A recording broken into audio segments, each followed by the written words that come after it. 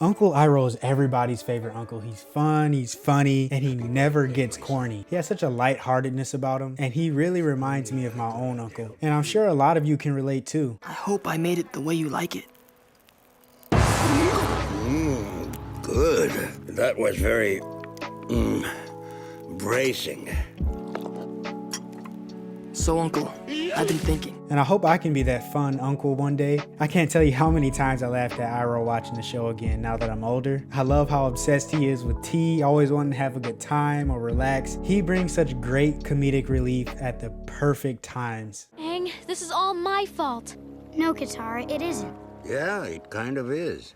He's also very wise, and you inherently know that. It doesn't even need to be said. Uncle Iroh has so much wisdom to offer. He's like a fountain of knowledge, especially with all those deep quotes that catch you off guard. True humility is the only antidote to shame. And then he also gives advice to other characters too. Some of his quotes though can really make you pause and think and try to comprehend what he said so you can get the lesson from it. Not a lot of shows can make you do that, especially with it being a kids show. For most kids, it'll go right over their head. I know when Uncle Iroh was yapping when I was young, that stuff was going over my head too. But now as an adult, you really appreciate it. I watched this when I was little, but even as a kid, I liked Uncle Iroh. And now I like him 10 times more than what I did as a kid. So, Toph thinks you give pretty good advice. And great tea. The key to both is proper aging. What's on your mind? Because now I understand where he comes from and the lessons he teaches. And that's why the show is so appreciated by adults and kids alike. And shows like this that can pull off this type of writing really deserve to be praised. It is important to draw wisdom from many different places. If we take it from only one place, it becomes rigid and stale. Then this dude Iroh is dangerous when he needs to be. He can be a serious threat, and he's shown that multiple times throughout the show. Then he's really dangerous because he's also a member of the White Lotus, and that's one of the craziest scenes of the entire show.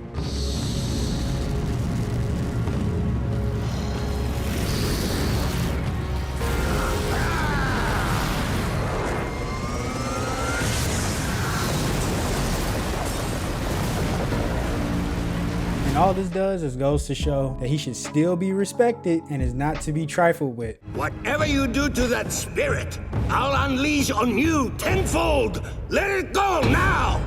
Everyone knows your fun uncle is your lifelong friend and that he always has your best interest at heart. He's very patient, and Uncle Iroh, he lets Zuko learn from his own mistakes if he has to. He tried to help Zuko, but he realized the only way for him to change is if he went through all that stuff on his own. And Uncle Iroh probably realizes that because he was probably the same way when he was young too. Then you also feel for Uncle Iroh because he lost his son. And that brings me to his past because it's pretty cool and complex, but also sad. He deals with a lot of internal struggles quietly so that he can focus on helping Zuko and so that he doesn't lose Zuko the way he lost his own son. Then he used to be a general of the Fire Nation before losing his son. And then when he did lose his son, that sent him on a journey and he learned a lot. He became like very spiritual and empathetic, and all of that allows the audience to empathize with Uncle Iroh, and it makes him multi-dimensional and relatable. Another huge aspect to making Iroh such a lovable character is his voice actor. He was voice acted by Mako Iwamatsu, and man, he really brought his character to life. He had such a warm and soothing voice that was very distinct, and his accent was very distinct too. You can tell like, hey, that's Uncle Iroh's voice. If you could hear the show without watching it and somebody asks you, hey, whose voice is this? You'd definitely be able to tell, oh, that's Uncle Iroh. What are you doing? I'm mugging you! With that stance? With a poor stance, you are unbalanced and you can be easily knocked over. This is so great. No one has ever believed in me. While it is always best to believe in oneself, a little help from others can be a great blessing.